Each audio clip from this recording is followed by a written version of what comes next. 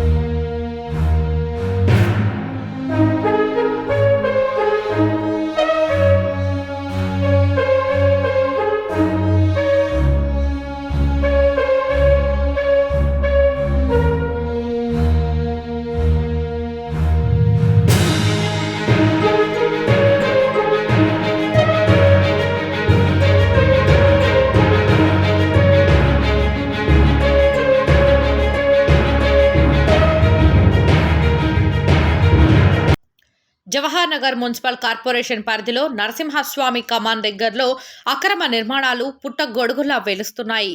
అధికార బలంతో TRS party corporator 26వ division పొన్నగంటి బాబు అమాయక ప్రజలను దోచుకుంటూ ఎటువంటి పర్మిషన్ లేకుండా ఇష్టార్జితంగా నిర్మాణాలు చేపడుతున్నారు.